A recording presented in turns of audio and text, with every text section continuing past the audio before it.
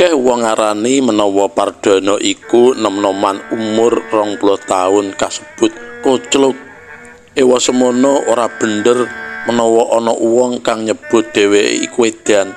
Jer pikirane isih waras, ganep wawan gunem karo tangga teparu nyambung. Mung bae tindak tanduke asring kladuk kebat kliwat. Yen beda panemu karo wong liya, sengara gelem ngalah. Embuh Pardana tiba bener utawa luput.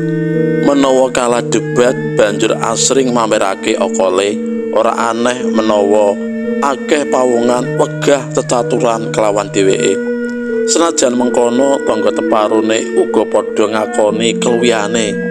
Pardana kang rambute gondrong tekan pundak iku derbe kuanen kang luwih ing babagan ngadepi bangsa alus. Setan ora doyan, demit ora ndulit, ngono sesanti sing diugemi. Ora kabeh tangga teparune padha ngerti menawa Pardana kuwi sejatine duwe keringkian utawa pangapesan. Nom-noman songkling mau ora wedi marang demit, setan, lelembut apa dene memeti wujud apa bae. Nanging dheweke wedi kepati-pati karo klabang kewan gegremet warna abang semu soklat kuwi kang duwe sikil cacahe 1000 kang yen mlaku sikile katon reyap-reyap. Saking wedine marang klabang, Pardana nate kewirangan lagi gebyar-gebyur adus ning jeding. Ngerti-ngerti ana klabang dawane 12 cm metu saka bolongan poncot kamar mandi sisih ngisor. Mlaku rikat tumuju dlamaan sikile Pardana. Weruh klabang dawane sakilan marani dheweke ora nganggo mikir dawa. Pardana njur buka lawang jeding, melayu kekitrang ninggalake jeding kanthi kondisi awak tanpa awer-awer.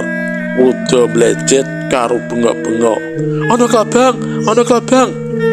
Ora wurunga Kartumi simboke Pardana sing temandang gawe semparet melayu tumuju jeding karo nyandak sapu gerang.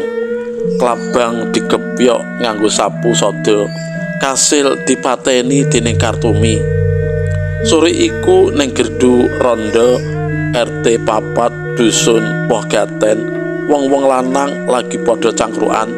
Mardi cerita ngethuprus ning ngarepe wong-wong mau. Rumangsa oleh kawigaten anggone cerita tansaya mempeng. Janjane sing diceritakake mau dudu pengalamane Mardi dhewe. Dheweke ya mung diceritani kancane. Cerita kang bisa gawe lambe ndomble mau apa maneh menawa dudu cerita bab demit utawa makhluk alus. Kowe kabeh ngerti to pekarangane mburi omahe Mbah Samsi sing jembare ora mekakat kae, kejaba ditanduri karang kitri, wit wowoan, uga ana wit klapa puluhan iji. Kandhane Mardi sambunge, saka pirang-pirang iji wit klapa mau ana siji sing aneh. Manut critane Mardi, wit klapa dhuwure 20 meter uwe mbiyet kang papane ing saklor wit nangka growong. Ing wengi-wengi tinamtu ana sing menek. Ora suwe banjur keprungu swara blak-bluk, swara klapa ditibakake saka wit. Lah apa wis ana sing mrangguli kedadian mau, Mar? Takone Wasidi. Jarine Mbah Samsi sing kagungan pekarangan mau sing nate mrangguli ora mung wong siji. Ewadene Mbah Samsi dhewe sepisan bae durung nate nyekseni, tuture Mardi. Isih manut tlotahe Mardi nalika menek munggah pawongan mau wujud wong lanang biasa. Nanging menawa mudhun wujude malih ganti wujud drangkong. Lagi ngethuprus cerita babagan lembut sing seneng menek wit klapa ing tengah wengi. Ujug-ujug Pardana teka, terus bae lungguh jejeri wong-wong mau melu ngrungokake critane Mardi. Tekane Pardana ora gawe seneng atine Mardi. Durung-durung Mardi wis krasa menawa critane mau mesti bakal dipaido Pardana. paling ora bakal temenan. Nalika Mardi mung kasih cerita, Pardana guyu nyekakak, ketara banget menawa nom-noman rambute sak pundak mau ora percaya karo critane Mardi. Tenane Di, cek men maju kaya mengkene kok isih ana kedadian kaya mengkono. Kowe weruh dhewe po? Takone Pardana nenggel rasa pangrasane Mardi. Mardi ora wangsulan, timbang ayel-ayelan ora tonjo, dheweke trima ngalah. Ora komentar apa-apa, Mardi jumangka ngedoh terus bae nglungani sing lagi padha cangkruan. Janjane sering-sering aku ya krungu bab wit klapa aneh kuwi, mula aku penasaran. Kemungkin buktekake bab mau dhewe. Lah iki mau Mardi arep tak takoni akeh-akeh malah lunga. Ya wis, sok mben arep tak buktekake dhewe. Ngono kandhane Pardana marang wong-wong sing isih padha cangkruan. Seminggu sawise iku ngepasi malam Jumat Kliwon, Pardana nedya arep mbuktekake anane lelembut sing seneng opek klapa ing wanci ratri. Ora lali sedina sadurunge Pardana njaluk idin marang Mbah Samsi sing kagungan pekarangan mau. Jam 11 bengi luwih setitik tanpa ruang, Pardana mlebu pekarangan amba ing samburi omahe Mbah Samsi. Wit-witan kang ketel godhonge njalari swasana peteng dedet. Rembulan kang mung nglirit sunare ora kuwawa nembus gegodhongan. Milang-miling mrana mrene karo nylorotake sentolop, usanane Pardana nemokake wit klapa ing saklore wit nangka growong. Wit klapa mau pancen dhuwur temenan. Nalika sentolope dicelotake mendhuwur, dheweke weruh klapa pating grandul ning uwit. Dienteni nganti sak jam ora dumadi kedadian apa-apa. Wis ben dak tunggune sapa ngerti delok maneh pawongan sing opek klapa teko batine.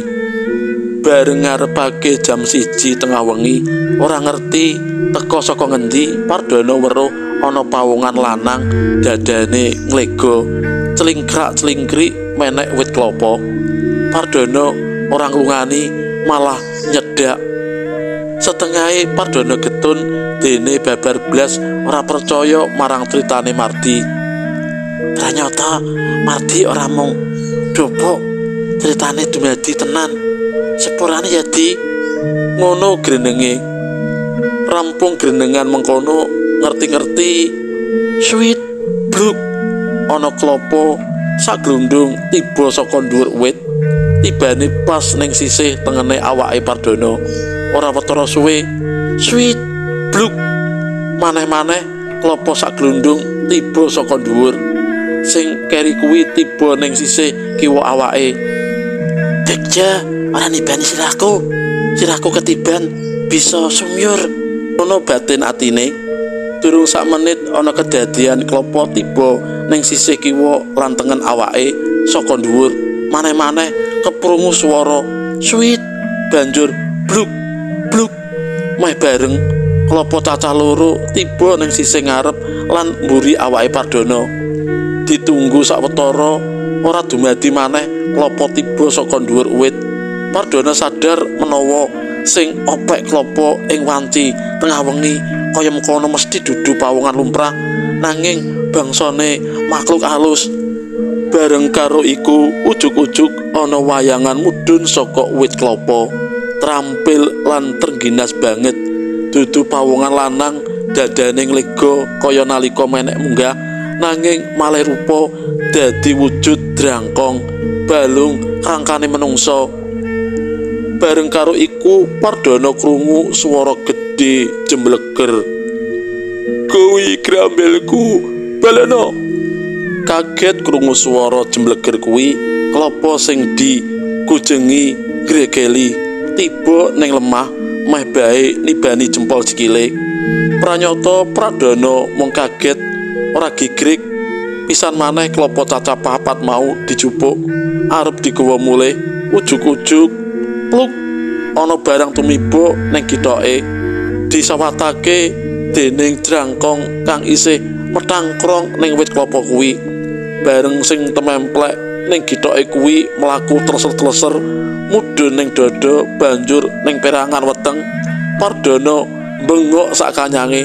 Pranyata sing mlaku treser-treser saka githok mudhun ning dada terus ning cedhak puser mau klabang jenis klabang gedhe, klabang benggala dawane sakilan.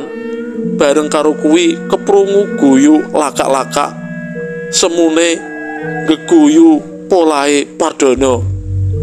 Pardana gedruk-gedruk girapen tangane sraweyan ngiwonengen nyipatake kewan gegremet sing banget diwedeni iku. Bengok-bengok sakrosane ora ana wong sing krungu. Jer pekarangan ing mburi omahe Mbah Samsi jembare ora mekakat kuwi. Pardana kentekan tenaga, wusanane ora eling ambruk depani Bantala. Esuke nalika srengenge wis kencor-kencor madangi jagat, anggane Pardana ditemokake dening Mbah Samsi isih gemletak ning cedhak wit klapa. Ana klapa patang glundung gumletak ning sisihe. Pardana didabyang wong pirang-pirang diturokake ning amben kamare Mbah Samsi. Seminggu sawise kedadian iku Pardana kepethuk Mardi ning Pasar Manuk. Seporane ya di emben aku ora percaya nyepelekake ceritamu. Pranyata ceritamu bener. Wit klapa cedhak wit nangka growong ing samburine omahe Mbah Samsi kae jian angker tenan. Guneme Pardana cuthel.